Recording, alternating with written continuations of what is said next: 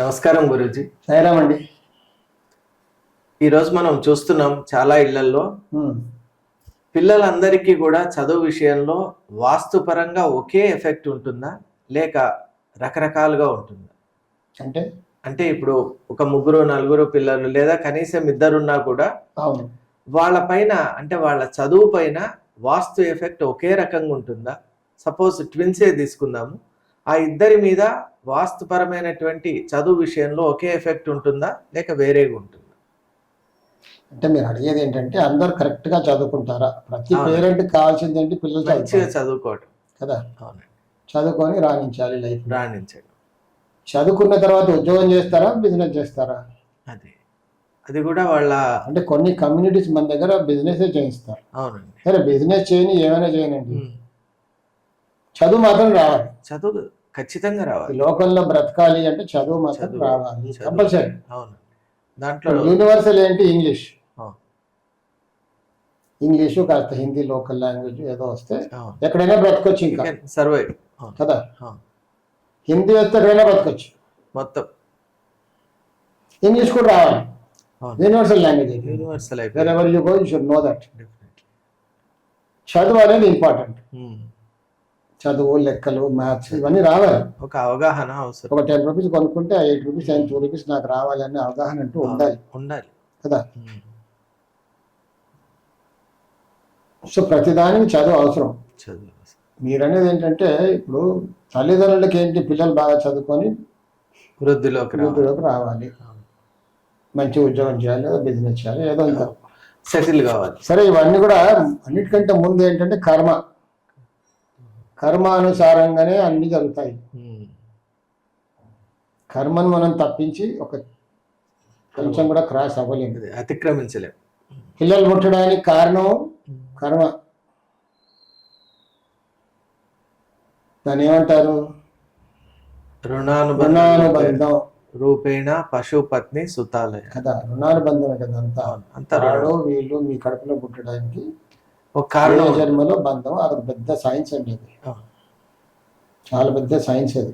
సరే మనం దాంట్లోకి వెళ్తే ఇంకా మనం దాన్ని ఏమంటాం, ఆధ్యాత్మికంగా మాట్లాడడం, వైరాగ్యంలో తెలిపడం అంటాం. కానీ సత్యం అదే, సత్యం, లైఫ్ సత్యం అదే. ముందు కాలంలో చదువు ఏం చెప్పేవాళ్ళు?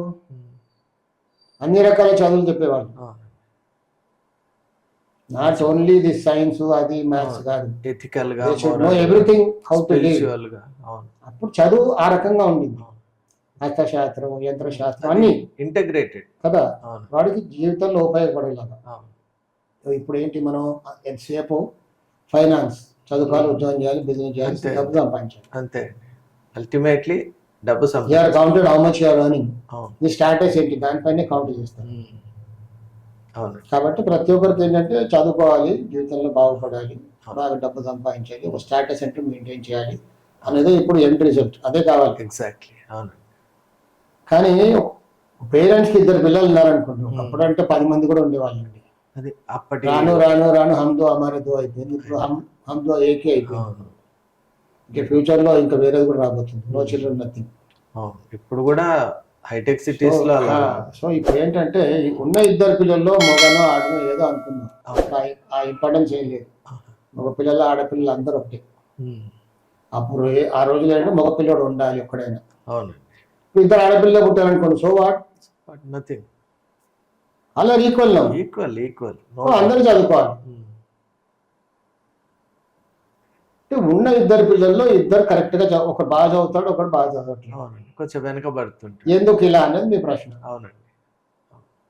సింపుల్ గా చెప్పాలంటే కర్మానుసారంగా అనొచ్చు. వాస్తు ప్రకారంగా నేను వాస్తు చెప్తున్నాను, వాస్తు ఎక్స్పర్ట్ కాబట్టి ఎక్స్పర్ట్ అనడం తప్పు అనుకోండి, అలా వచ్చేస్తుంది. నేను ఇంకా వాస్తు నేర్చుకుంటూనే ఉన్నాను. That's your modesty. Not modesty, it is truth. ఎంత సముద్రంలో ఈదినా ఇంకెంతో ఉంటుందండి. మొత్తం సముద్రం లోతులన్నీ కూడా నేను ఈదలేదు.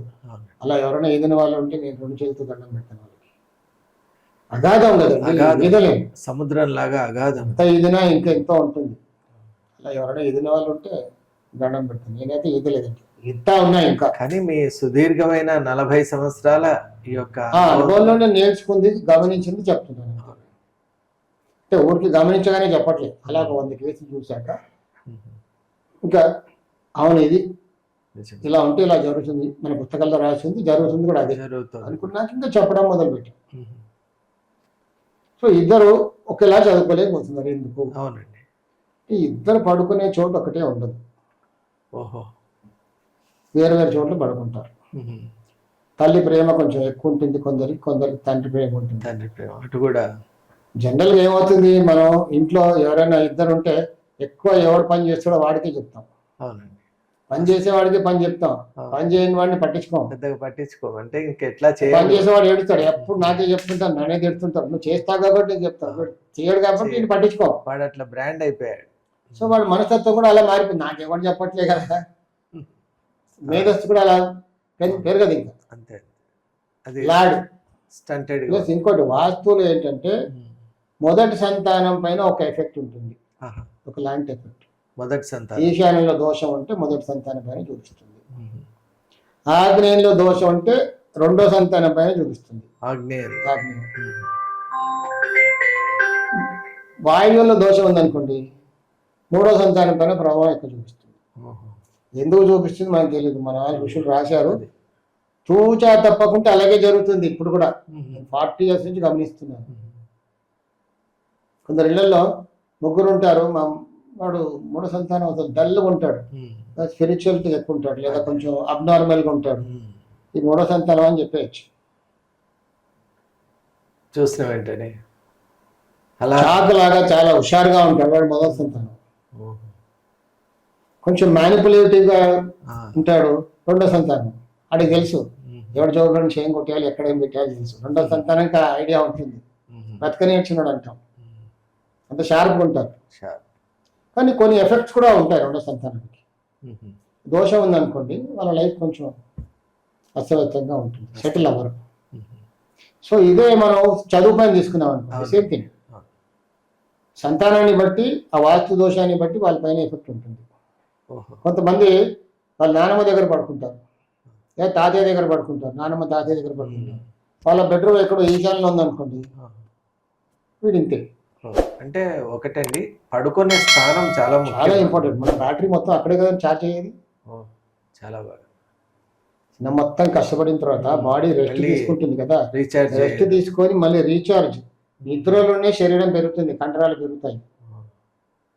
మనం మేల్కున్నప్పుడు పెరగదండి. అవునండి, పడుకున్నప్పుడు రెస్ట్. అందుకే దేవుడు మనకు నిద్ర అనేది పెట్టాడు. సెల్స్ రీజన్ లేకుండా 24 hours పనిచేసేవాళ్ళు.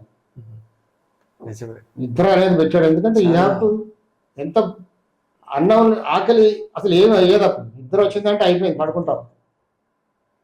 దేవుడు మనకు అది పెట్టాడు ఒకటి, అది ఒక వరం, నేచర్ అంతే.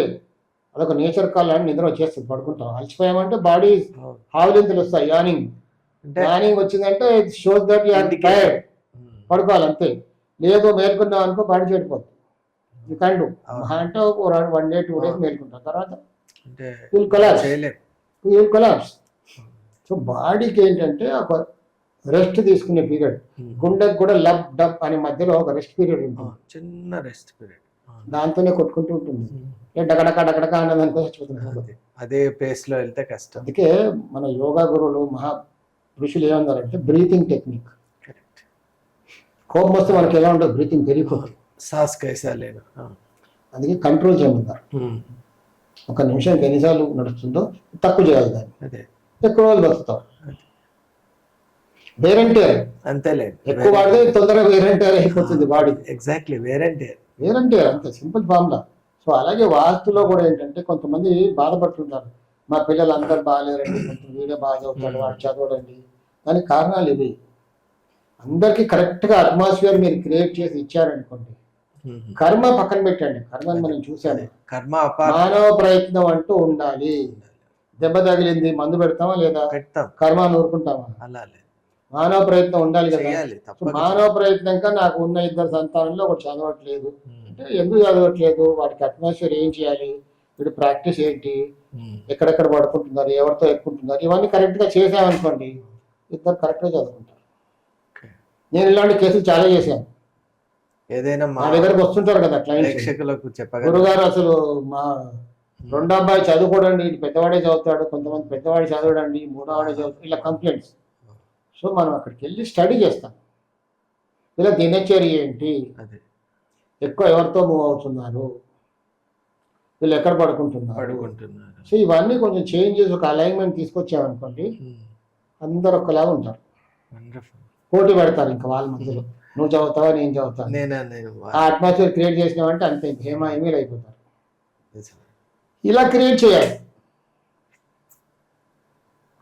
అది నా ప్రయత్నం, ఎలా ప్రయత్నిస్తున్నాను 40 yearsగా. ఇలా ప్రశ్నలతో వచ్చిన వాళ్ళు దే ఆర్ హ్యాపీ. కొంతమంది వింటి చేస్తారు, కొంతమంది ఏదో చెప్తున్నాడు అనుకున్న మనం ఏం చేయలేము. ఎందువల్ల అంత అవగాహన క్రియేట్ చేయాలనేది నా తపన. చాలా సంతోషం. ఇప్పుడు అవగాహన లేకనే సమాజంలో అనేక రుగ్మతలు మనం చూస్తున్నాం. అలాగే పిల్లల్లో కూడా ఒక రకమైన వాడు కర్మ అలా ఏడ్చింది, వాడు అలా అయిపోయాడు, అలా వాడిని బ్రాండింగ్ చేయడం వల్ల వాడు కర్మ అలా ఏడ్చింది కరెక్టే, కానీ వాడు కర్మను సరి చేయడానికి ఏమైనా ప్రయత్నం, మానవ ప్రయత్నం చేసావా? Do something to change him.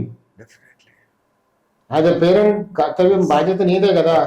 తర్వాత కాలేదనుకోండి, డాక్టర్లు ఉన్నారండి, ప్రయత్నం చేస్తారు. తర్వాత దైవాధీనం అని దండం పెట్టి ప్రయత్నమే చేస్తారు కదా. మందులు ఉన్నాయి, రీసెర్చ్ ఉంది కదా, రీసెర్చ్ పేపర్స్ ఉన్నాయి, ఇన్ని మందులు ఉన్నాయని ట్రై చేస్తారు. ప్రాణం పోయే సమయం వచ్చింది అనుకోండి, ఎవడు ఆపలేదు. అంతేగాని ఒకరోజు చచ్చిపోతాడు కదా అని వదిలేస్తాము.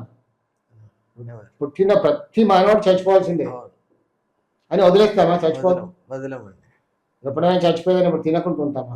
తింటాం. లాస్ట్ సెకండ్ వరకు ప్రయత్నం చేస్తాం. మానవ ప్రయత్నం అంటూ ఉంది, ఆ శాస్త్రం కూడా ఉంది. కాబట్టి మన కర్తవ్యం ఏంటి? ప్రయత్నం చేయాలి. ప్రయత్నం చేయకపోతే మహాపాపం. చాలా సంతోషం అండి గురూజీ. ఈరోజు మనం ఒక ఆసక్తికరమైన అంశాన్ని చూసాం. కుటుంబంలో 2-3 పిల్లలు ఉన్నటువంటి సందర్భంలో కొంతమంది మాత్రమే బాగా రాణిస్తూ చదువులో కొంతమంది వెనకబడిపోవడం మనం చూస్తూ ఉంటాం. మరి ఈ ప్రశ్నగానే మిగిలిపోకుండా ఈరోజు ఒక చక్కటి సమాధానంతో మనం ముందుకు వచ్చారు మన గురువు గారు చెప్పినట్టు, ముందు ఇంటిలో ఉన్నటువంటి ప్రతికూల పరిస్థితులు, ఎందువల్ల అంటే మొదటి సంతానానికి, 2వ సంతానానికి, 3వ సంతానానికి, అలా సంతానాన్ని బట్టి కొన్ని వాస్తుపరమైనటువంటి మార్పులు మనం తీసుకొని రాగలిగితే అద్భుతంగా ప్రతి ఒక్కరు కూడా చదువులో రాణిస్తారు. మన గురువు గారు చెప్పినట్టు ఒకరితో ఒకరు పోటీలు పడుతూ మరీ చదువుతారు. కాబట్టి ముందు మనం చేయవలసిందల్లా మన పిల్లలకు కావలసినటువంటి వాతావరణాన్ని వాస్తుపరంగా మనం క్రియేట్ చేయటమే. మరి అలా చేయటానికి ఈ వీడియో మీకు ఉపయోగపడిందని భావిస్తున్నాం. మీకు కనుక నిజంగా నచ్చినట్టయితే please like, share and subscribe.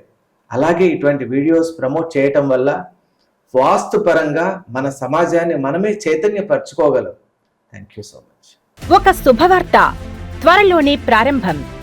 ఒక అరుదైన విలువైన అవకాశం. గృహిణులకు, బిగినర్స్ మరియు సీనియర్ సిటిజన్ల కోసం లైవ్ ఆన్లైన్ విశ్వకర్మ వాస్తు క్లాసెస్. పుస్తకాల వాస్తు కాదు, నిజ జీవితంలో పనిచేసే సాధారణ ఆచరణాత్మక నివారణలు. గత 40 సంవత్సరాలుగా ఫుల్ టైం కన్సల్టెంట్ గా లైవ్ టీవీ ప్రోగ్రామ్స్ ద్వారా వేలాది కుటుంబాల జీవితాల్లో మంచి ఆరోగ్యపరమైన మార్పు తీసుకొచ్చిన వాస్తు యోగి శ్రీ కెఎల్ విశ్వకర్మ గారి చేత 21 రోజులు లేదా 4 వారాల లైవ్ ఆన్లైన్ క్లాసెస్. గృహిణులకు సులభంగా అర్థమయ్యే విధానం, బిగినర్స్ కి స్పష్టమైన వివరణ, సీనియర్ సిటిజన్లకు అనువైన క్లాసులు, ప్రశ్నలు సమాధానాలు లైవ్ లోనే. సర్టిఫికేట్ కూడా ఇవ్వబడును. మీ ఇంటి శాంతి, ఆరోగ్యం, సంపదకు వాస్తు ఎలా సహకరిస్తుందో ఇప్పుడే తెలుసుకోండి. ఆసక్తి ఉన్నవారు వెంటనే 9848045677 వాట్సాప్ నెంబర్కి కాల్ చేసి రిజిస్టర్ చేసుకోండి.